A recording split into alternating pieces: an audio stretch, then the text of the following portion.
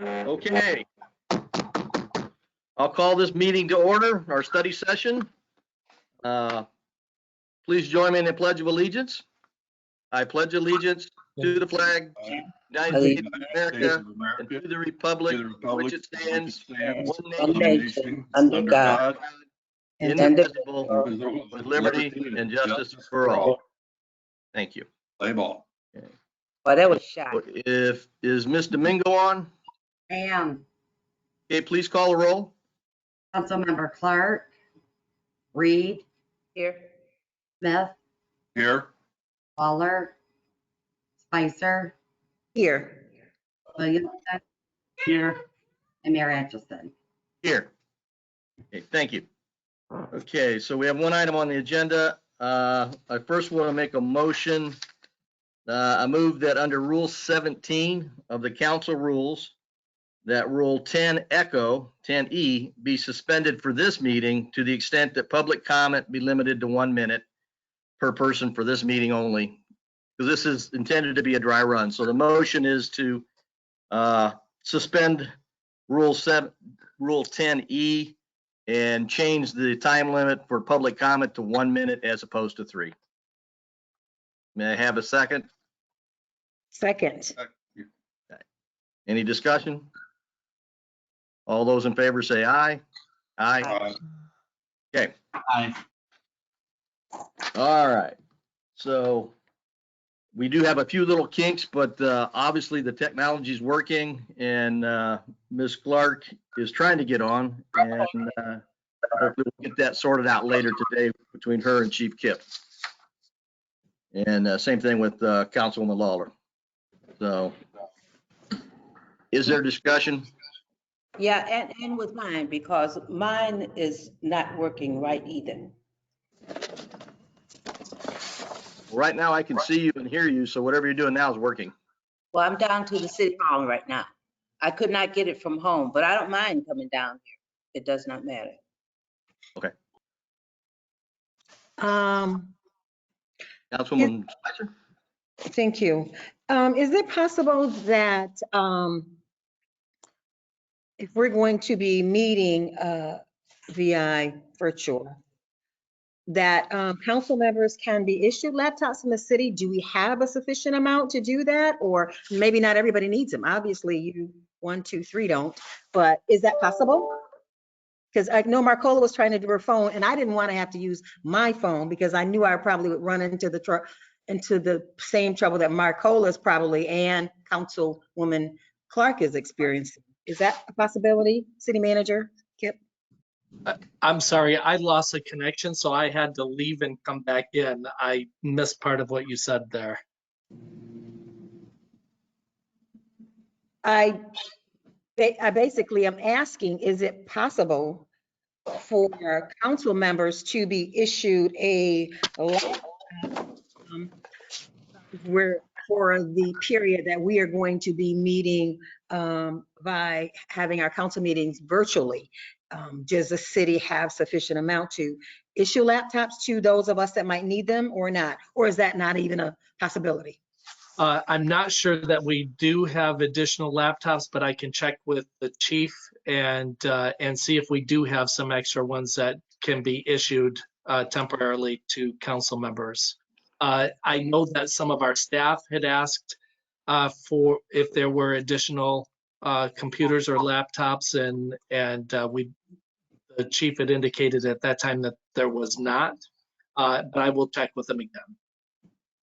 Okay, So- that's, I mean, I could probably do this from home, but I don't mind coming down to City Hall to use this one or one like it in the event that we don't have sufficient amount to issue out. Okay. Okay, so I know there is a laptop that is designated for my use as the mayor sitting on my desk there at City Hall, and that certainly could be put into use by one of the council members. And I think that up to your discretion, city manager, I would at a very reasonable and appropriate expense to purchase additional laptops. Not everybody on staff obviously needs one, but I think it is important that we are able to conduct these meetings because we're going to need to do it twice this month and perhaps longer for the council members. So up to your discretion.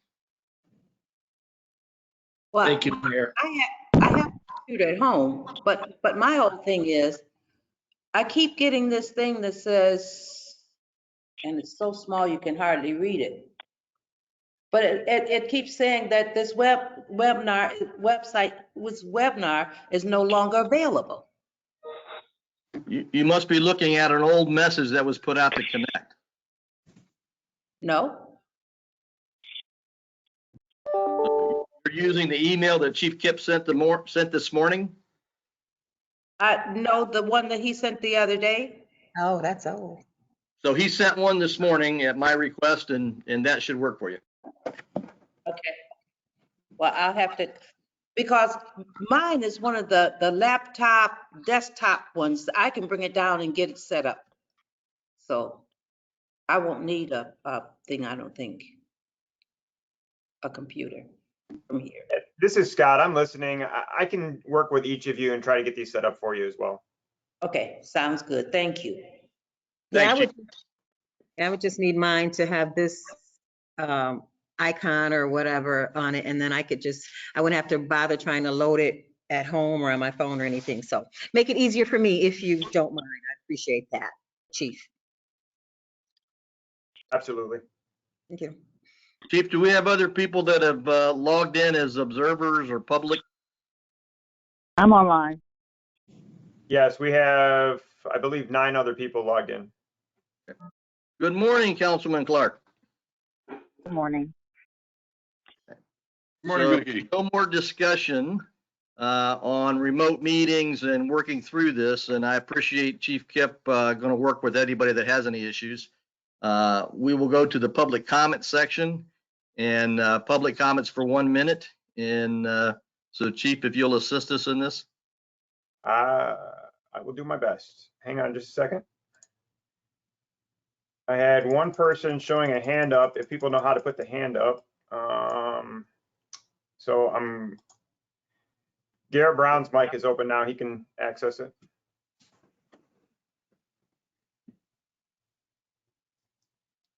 Go ahead. Can you hear me? Yes. Oh, okay, great. So, so the 1 minute limitation, that's just for the trial run today. Correct. Okay, okay. And then these are being recorded, right? Yes, hopefully. Okay, yeah, okay. Okay, excellent. Okay, that just testing it. Thank you. You're welcome. I don't know if anybody else is listening. There's an option to raise your hand on the screen if you want to speak. I don't see any others. I gave Gary Tompkins the okay to speak, I believe, if he had anything to add. Just hearing his voice will be reassuring.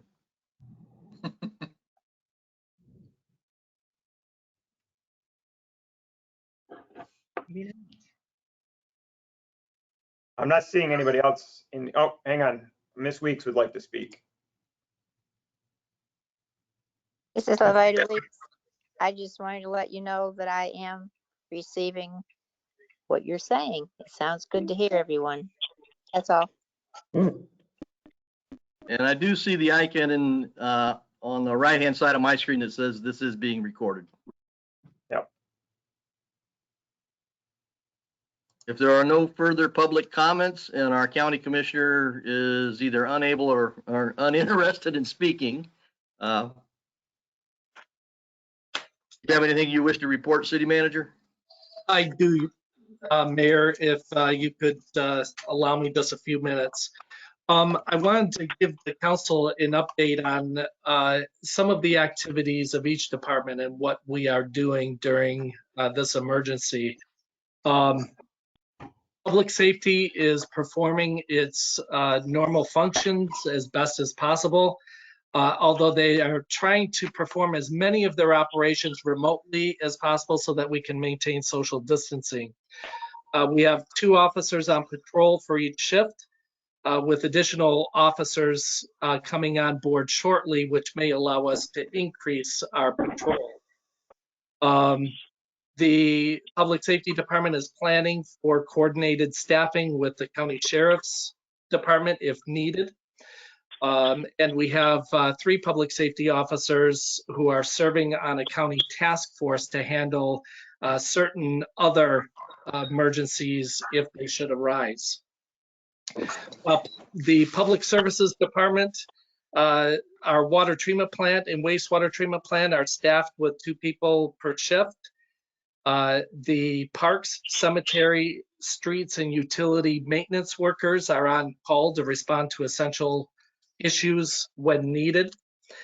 Our parks, playground equipment, and certain other facilities have been taped off to prohibit use, but our park open spaces are still available to the public to use as long as people practice social distancing.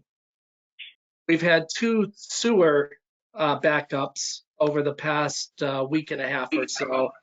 The Public Services Department has responded to and resolved those sewer backups. We have been working on the water reconnections, both from the council's direction and then later through Governor's Executive Order 2020-28. So we are complying with the Governor's Executive Order. We have to file a report with the state by April 12th, and so our staff is working on that.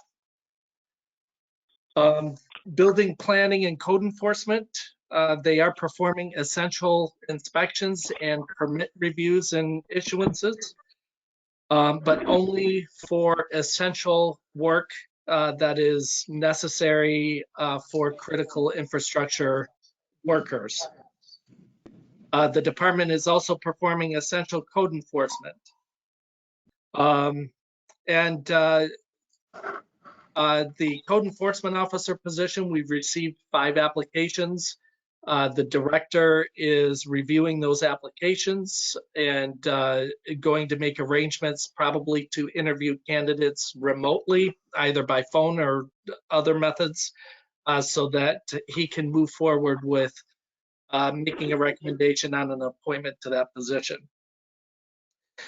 Finance department is reporting to work on staggered schedules so that they can maintain social distancing, but they are performing income tax functions, accounts receivable, accounts payable, payroll, answering phone messages.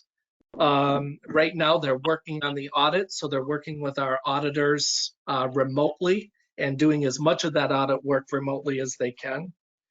And they are tracking all COVID-19 related expenses so that at some point when we have the opportunity, we can submit those expenses to the state or federal government for possible reimbursement. The clerk's office is continuing to work on meeting agendas and assisting with the electronic meetings,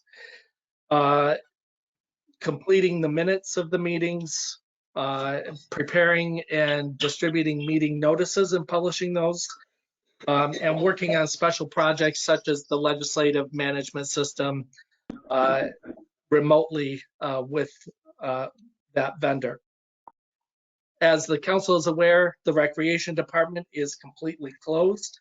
Our recreation director is attending our management team meetings and is helping with other needs as recreation staff are able to do while still complying with Executive Order 2020-21. Engineering services, again, as council knows, the Irwin Avenue Reconstruction Project Phase 2 has started up, and the engineers are working with our contractors on that project. Last week, the signage was installed for the Phase 2 project. The pavement is being removed this week, and today they're starting work on the new water main installation, and that work will really kick into high gear next week. The North Clark Street project, Transportation Economic Development Fund Category A project, the engineers are completing the design for that project, and they're getting a public informational meeting set up with the affected property owners to go over the preliminary design and to get feedback from property owners on that project. And we are hoping to have design plans done and be able to move forward with bidding in May. The North Albion Street Bridge local bridge application is being worked on by Great Lakes Engineering. And we are on track to, right now, to have that application submitted to council at your April 20th meeting so that you can approve that application before it's submitted to the state in accordance with their May 1st deadline. I'm sure you've seen many emails going back and forth between the city attorney and various requests that are coming into his office. So Cullen is working very hard addressing daily questions that we are throwing at him. As far as my office, I am going into the office twice a week to check mail and to sign any necessary documents that I need to sign to keep things moving along. Most of my work I'm able to perform from home through my computer. Not quite a setup here at home. I have set up and am holding virtual management team meetings with all of our department directors. So we have been doing those daily, but we are starting next week. We are going to be going to 3 meetings a week, Mondays, Wednesdays, and Fridays, just so that we can all connect with each other and talk about what issues each of our departments are facing. I am working with Chief Kip and our local emergency management team on any issues that come up with new executive orders, with county emergency management issues, where we are all attending our own meetings to stay on top of what's happening both at the county level and at the state and federal level. I continue to answer emails. I'm checking and responding to phone messages. I get my phone messages emailed directly to me. I am attending the afternoon county emergency management meetings on a daily basis.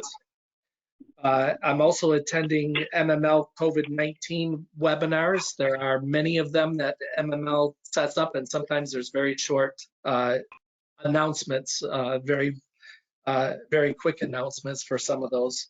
But I'm trying to attend as many of those as I can to stay up on top of things. I'm also communicating and coordinating with other city managers through our listserv to see what other communities are doing on various things, and we are sharing information in that regard. I have weekly meetings set up, progress meetings with our engineers and with the contractors on the Irwin Avenue reconstruction project. We had our first meeting this morning. So we are attending those meetings through Microsoft Team meeting. And our first one went very well. And once I get the minutes from those meetings, I will distribute those minutes to council members so that you can stay on top of how the Irwin Avenue project is progressing.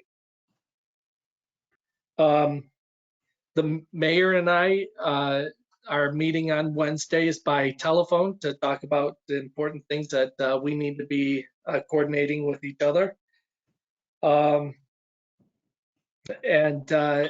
As time permits, I am working on other projects that I have been working on. So,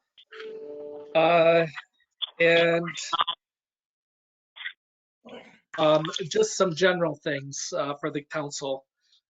So we have several governor executive orders that we are operating under right now. We have Executive Order 2020-15, which is the remote public meetings executive order that we are doing our best to follow with our remote council meetings. Executive Order 2020-21, which is the suspension of any activities that are not necessary to sustain or protect life. We are as far as city operations, we are complying with that executive order. But there have been many questions that have come up from community members about doing volunteer work.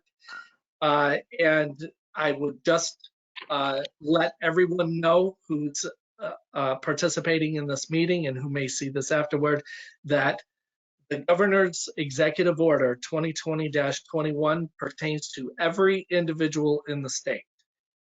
You are supposed to be sheltering in place at home with only your immediate household members, other than performing essential, going out for essential reasons, and that is for grocery shopping, taking out food from takeout restaurants or drive-through, health care, volunteering for food distribution as part of a charitable cause, those types of essential reasons. Other than that, you should not be going out and participating in any gatherings of any size with other people.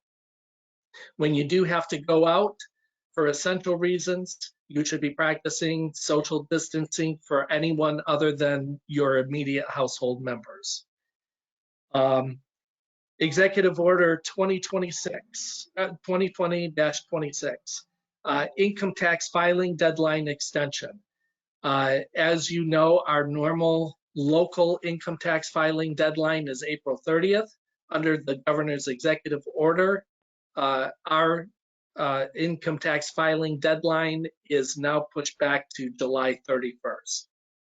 So our residents and people working in the city are able to extend their filings and payment of their taxes until July 31st. Executive Order 2020-28 is the restoration of water service. Council had already directed staff to restore water service to those that had been shut off for non-payment. But then the governor issued an executive order that required municipalities to restore water service to the extent that we possibly can without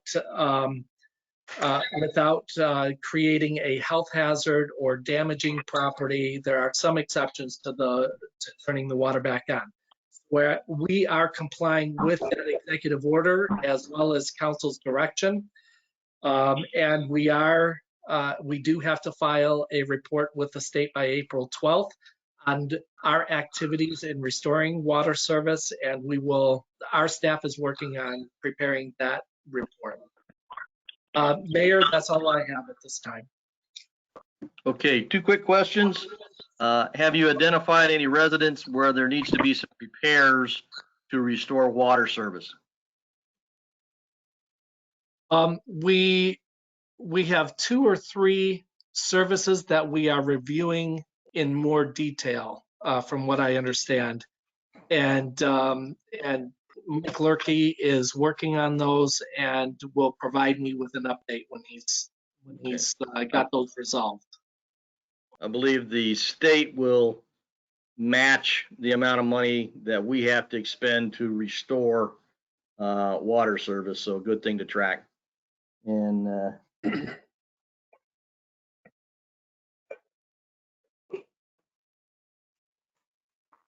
I can't even read the note I just wrote. Okay, so any other council members have comments today? If not, we'll invite our county commissioner, who's now on and connected and can hear us, to give us words of wisdom. Do we get to go first? We'll let him go. Comment on him. Hey, good morning, everybody. How is everybody? Good morning. Good. Morning. Hey, it's great to see each and every one of you. I know I've been with this whole social distancing and staying sheltered in and hunkered down, which I have been. It's been difficult, I must tell you. As you know, I like to get out and about and do things, and it's been a tough time. So it's just great to see each and every one of your faces, certainly, and hopefully we'll get a chance at some point to get back to normal and be able to do it again. So just real quickly, I'm not gonna use a lot. Darwin McClary, city manager, you did a nice job of laying it all out for the most part.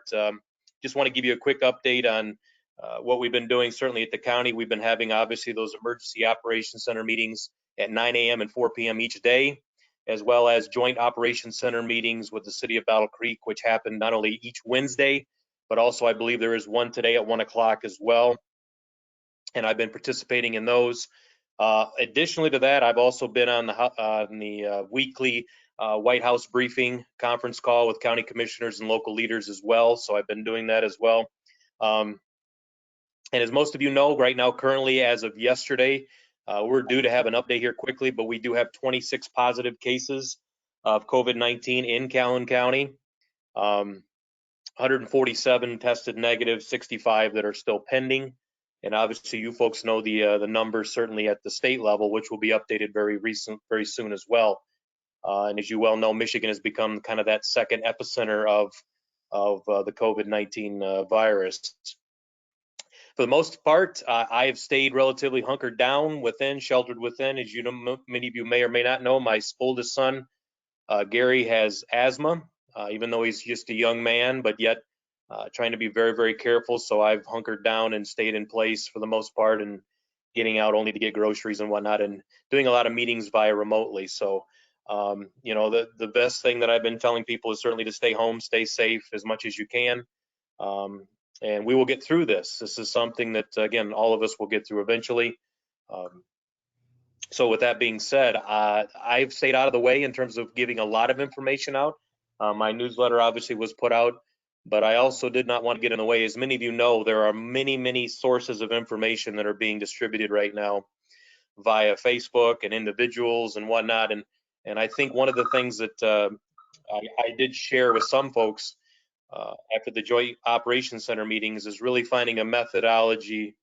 Maybe this is not the opportunity time, but in the future, to make sure that we have one funnel of information that we can all basically take from, because the last thing I want to do is put information out that may or may not be correct or up to date or what you folks need. So again, I've been relying on those other sources to make sure that they're doing it. Everybody seems to want to jump at the first notch to potentially get that information out. So going forward, we're going to have to find a much better way, not only at the county, but also at the state level, as far as a funnel of information that goes out. We need one finite source that all of us can stay under that same umbrella.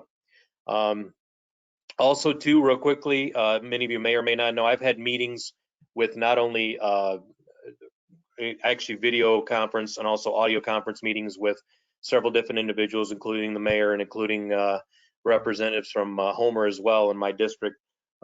Many people have expressed concerns about not necessarily knowing where these 26 cases are. I tend to share that. I will tell you, I tend to share that concern in terms of, not from the point is we all know HIPAA and requirements, and we're not allowed to obviously state that.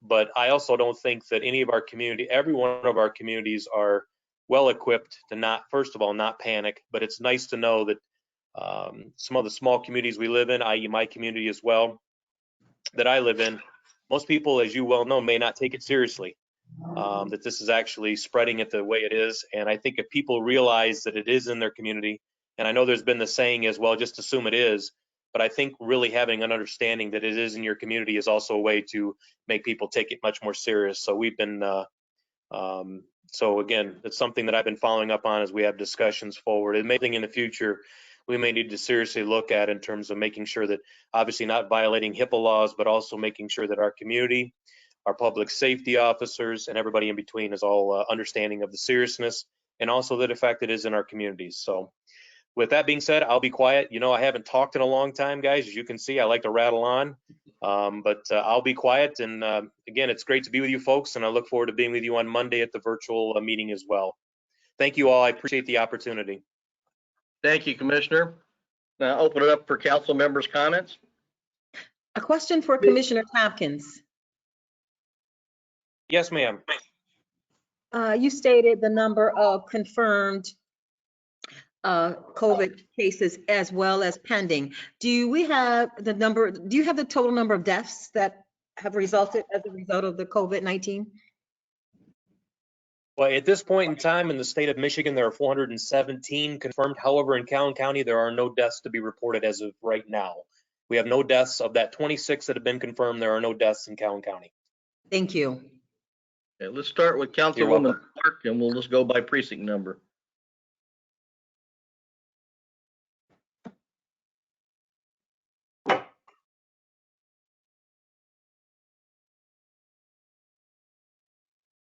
You said you were starting with number 1 first? Yes. Okay. So I guess the question is, I understood, this is to City Manager Darwin.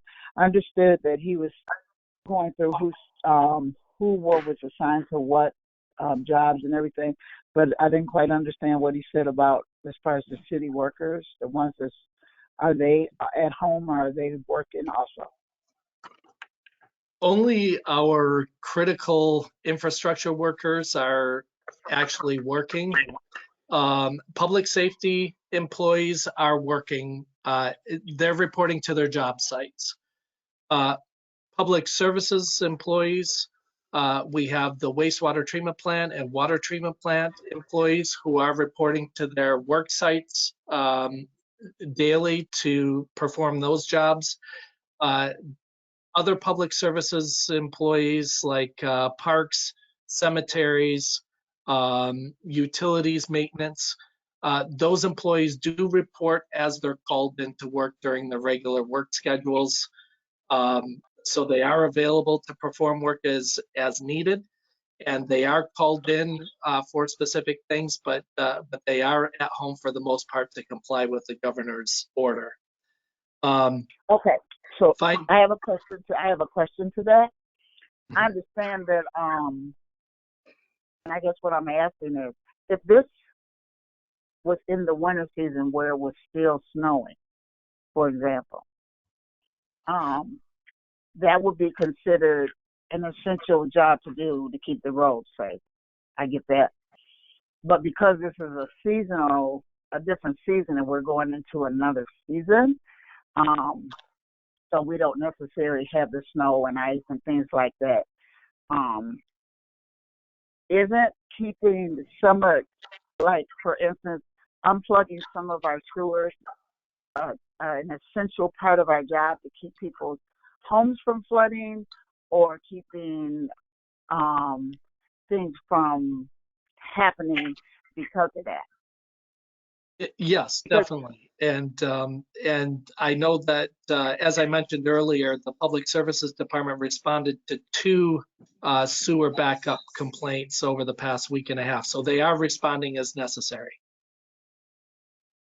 So it's not being done as to prevent something from happening.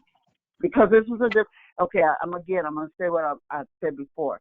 This is a different season, and usually April is a season of a lot of rain, April and May, and to be proactive because they're working alone, that's not considered essential?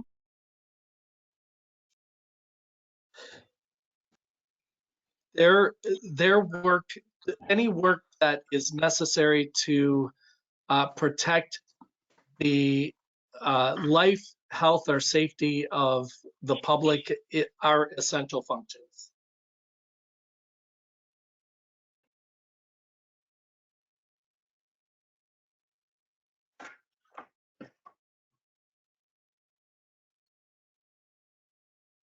Okay. Councilwoman Clark. I'm sorry, I apologize. Councilwoman Reed, precinct 2. Yes, this is precinct 2. Am I looking cute today? No.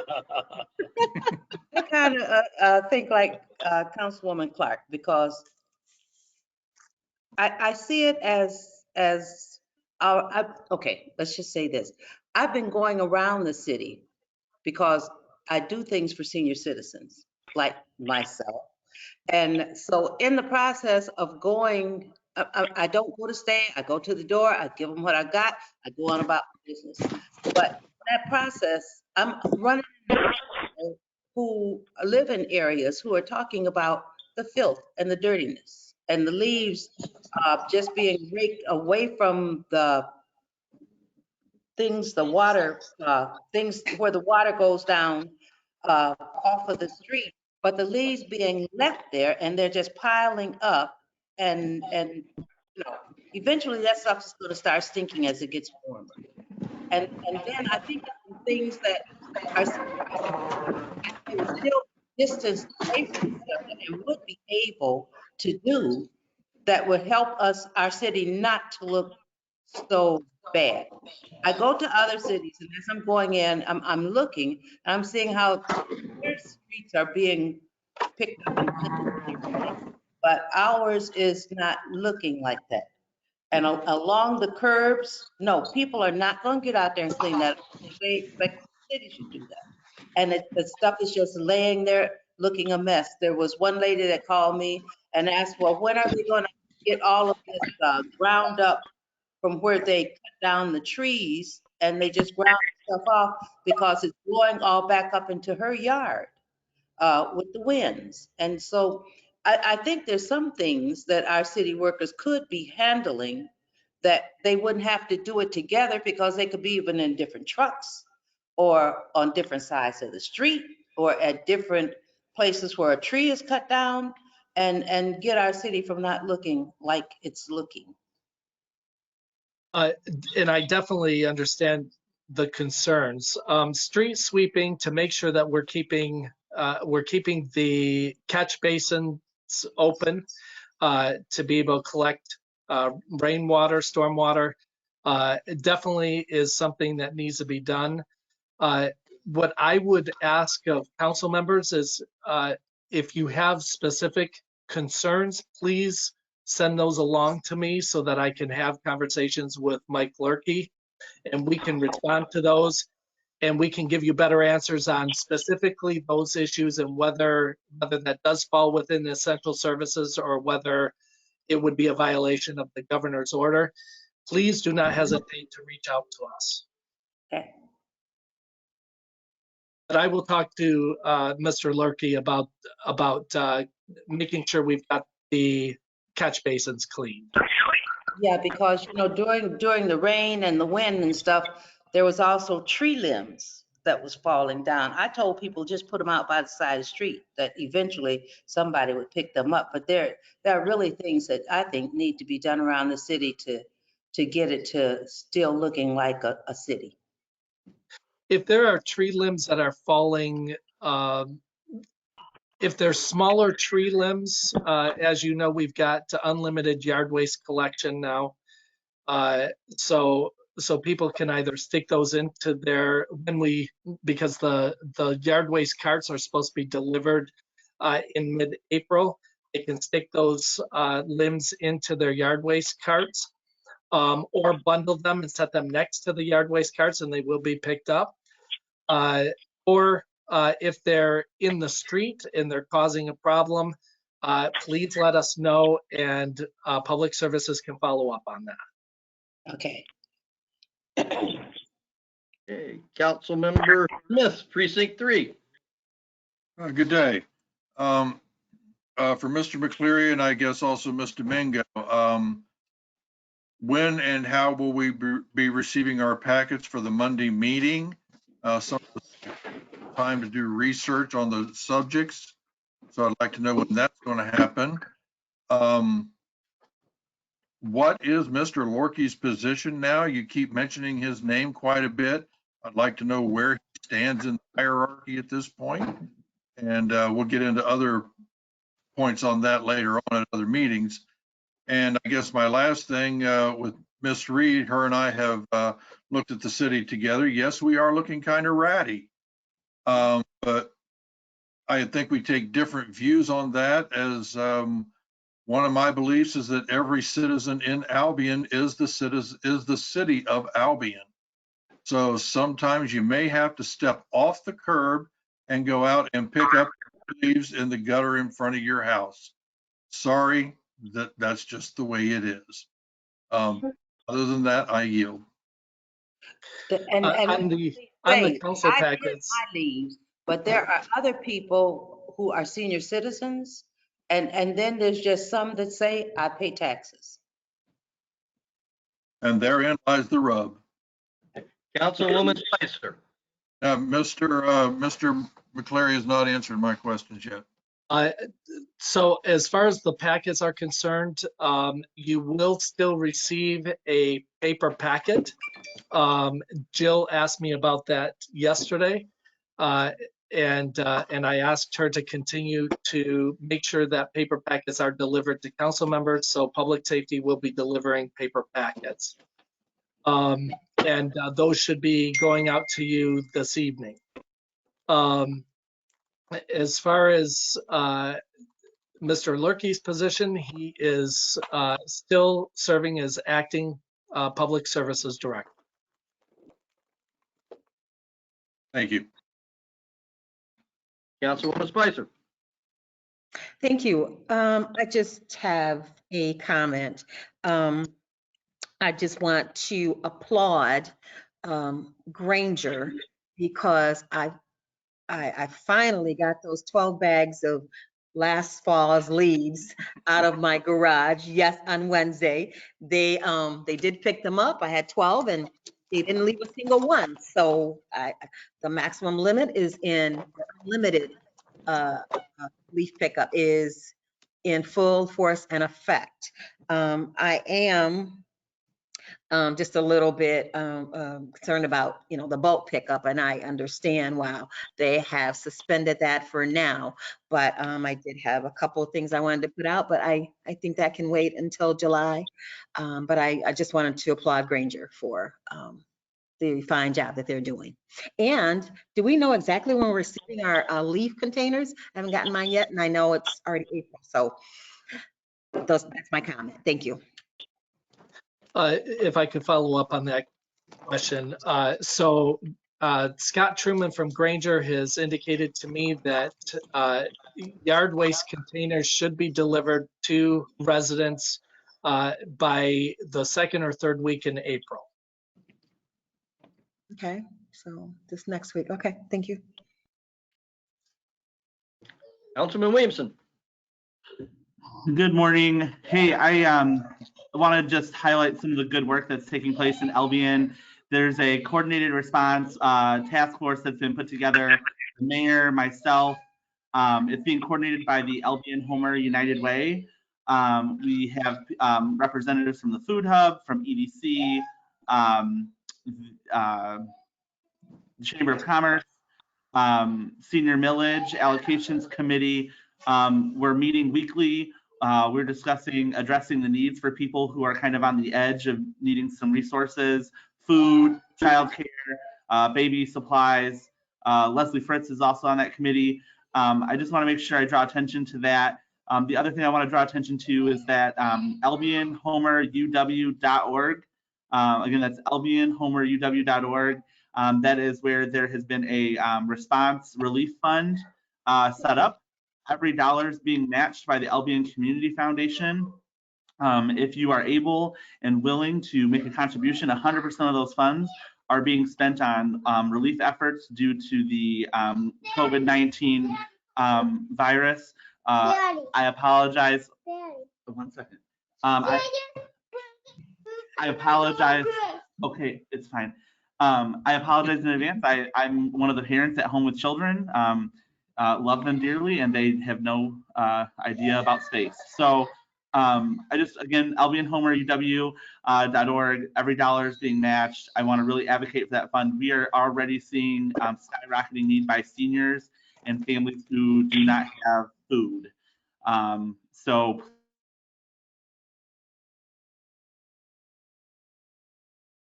What happened? please consider making a contribution to the community. So again, if you have any questions, you can contact myself. You can contact Marcia Starkey. You can contact the mayor. And I appreciate all of the folks who have stepped up to serve on that task force as we try to meet the needs of the most vulnerable during this time. So thank you. Okay, last comments and then we'll adjourn. the funding, the additional funding that Representative Hosmer was able to get us for Union Steel was 250,000. That was actually put in for appropriations last year, didn't make it. It was announced here about a month ago. For everybody's information, because of the COVID-19 response and the emergency expenditures, et cetera, the governor has called all that back in. So it was going to go to the Calhoun County Land Bank, and they in turn were going to expend that 250,000 in Albion. Representative Hosmer thinks that once this is all over, the dust settles, there's a reasonable chance that it will be reinstated, but nothing is for sure. So wanted to let everybody know that. Union Steel, as most of us know, they're continuing doing things that they believe are necessary for the safety of the community as part of the building that's in danger of collapsing. And so they're proceeding with that. Public works projects such as that, street repairs, are permitted. We have a legal opinion from the Calhoun County prosecutor on that. Two conversations with Senator Bizon yesterday and again today. He strongly recommends and advocates that anybody going outside wear some kind of covering over your face. Hand-sewn masks are suitable for that. There's a variety of reasons, and various entities across the world and within our country are advocating that, and he's on board with that, and I support that completely. So that's my recommendation. They'll be going out with a public statement on behalf of the city after Senator Bizon releases his later today. And I think this has been pretty successful. Appreciate everybody taking the time and working through the problems. And that's it. May I have a motion to adjourn? Where can you buy masks? There's a variety of sources in town that are manufacturing them. Maurice Berry is one person. You can contact him. So moved. Support. Okay. All in favor, say aye. Aye. See you on Monday. Adjourned. Thank you, everybody. Have a good day. You too.